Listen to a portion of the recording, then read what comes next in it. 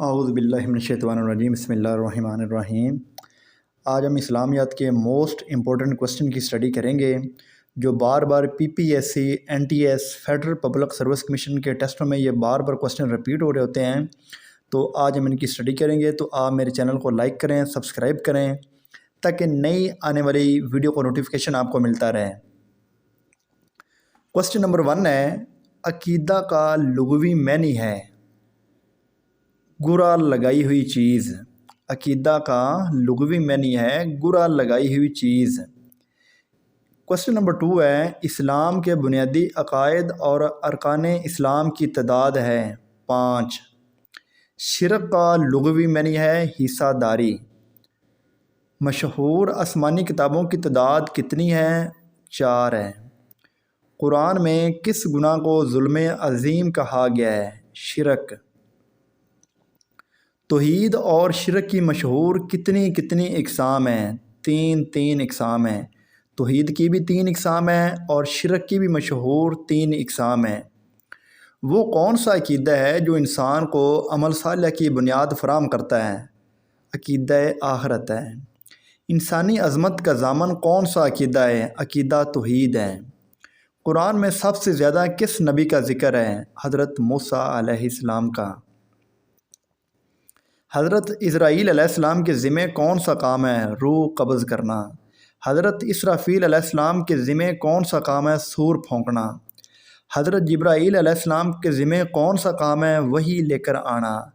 اللہ تعالیٰ نے کس آسمانی کتاب کی حفاظت کی ذمہ داری لی؟ تو اس کا آنسر ہے قرآن مجید کی۔ قرآن مجید میں کتنے انبیاء کے نام مذکور ہیں؟ تو اس کا کریکٹ آنسر ہے 26۔ قرآن مجید میں 26 انبیاء کے نام مذکور ہیں۔ نیکسٹ کوسچن ہے، قبر میں انسان سے سوال پوچھنے والے فرشتے ہیں، ان کا نام منکر نکیر ہے۔ سورۃ التوحید کہا جاتا ہے سورۃ الاخلاص کو۔ نبی صلی اللہ علیہ وآلہ وسلم کو کس سورت میں ختم النبیین کہا گیا ہے؟ تو اس کا آنسر ہے سورۃ الاحزاب۔ انبیاء کرام کی تعلیم کا بنیادی نقطہ ہے، تو اس کا آنسر ہے توحید۔ عقیدہ کی مثال کس چیز کی مانند ہے؟ بیج کی۔ حدیث قدسی کے مطابق اللہ تعالیٰ کا قلعہ کون سا ہے؟ تو اس کا آنسر ہے لا الہ الا اللہ۔ عربی زبان میں ختم کا لغوی معنی ہے مہر لگانا۔ بنی اسرائیل کی طرف آخری رسول آئے حضرت عیسیٰ علیہ السلام۔ تورات اور زبور کو آج کل کیا کہا جاتا ہے؟ عہد نامہ قدیم۔ انجیل کو آج کل کیا کہا جاتا ہے؟ عہد نامہ جدید۔ نبوت رسالت ہے وحی۔ وحی کا لغوی معنی ہے اشارہ کرنا۔ کس خلیفہ کے دور میں مدعیان نبوت اور منکرین زکوٰۃ کے خلاف جہاد ہوا؟ ابو بکر صدیق رضی اللہ تعالیٰ عنہ کے دور میں جہاد ہوا۔ آج بھی دنیا کے 20 سے زائد ممالک کی قومی زبان عربی ہے۔ اسلام کے بنیادی عقائد کا ذکر جس آیت میں کیا گیا ہے اسے کہتے ہیں آیت بر۔ جامع القرآن کس صحابی کو کہا جاتا ہے؟ عثمان غنی کو۔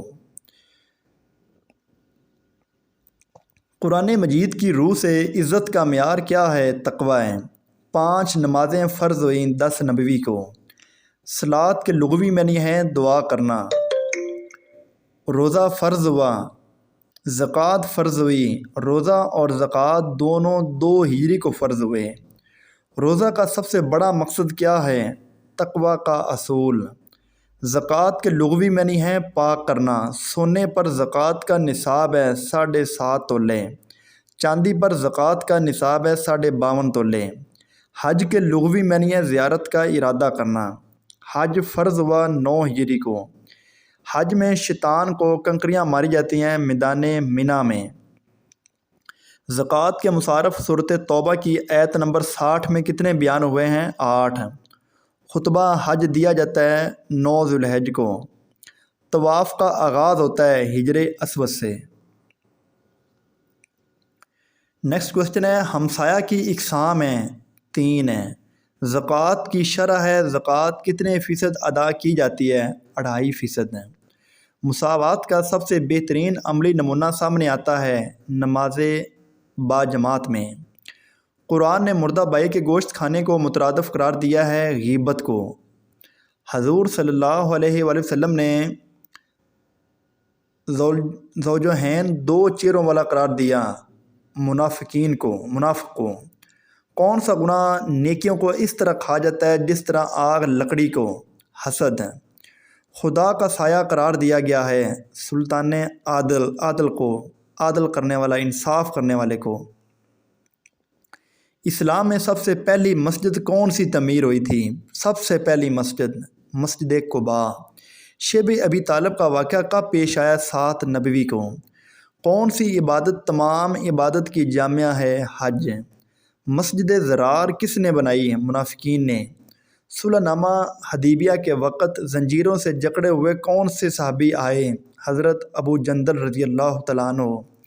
قیامت کے دن سب سے پہلے حساب لیا جائے گا نماز کا۔ حج کا سب سے اہم رکن کون سا ہے؟ وقوف عرفات۔ حج کی اقسام ہیں حج قرآن، حج تمتع، حج مفرد، افراد، تو اس کا عنصر ہے 3۔ اسلامی ریاست میں غیر مسلمانوں کو کہا جاتا ہے ذمی۔ کس کی عدم موجودگی میں اس کی برائی بیان کرنا ہے؟ غیبت۔ با جماعت نماز کا ثواب انفرادی نماز کے مقابلے میں زیادہ ہو جاتا ہے 27 گنا۔ یوم عرفہ سے کون سا دن مراد ہے؟ 9 ذوالحج کا۔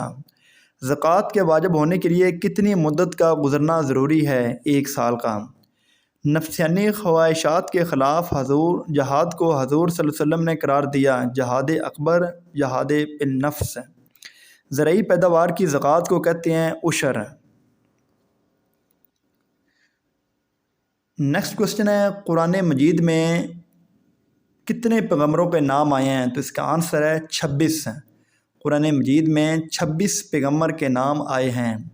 قرآن مجید میں آدم علیہ السلام کا نام 25 مرتبہ آیا ہے۔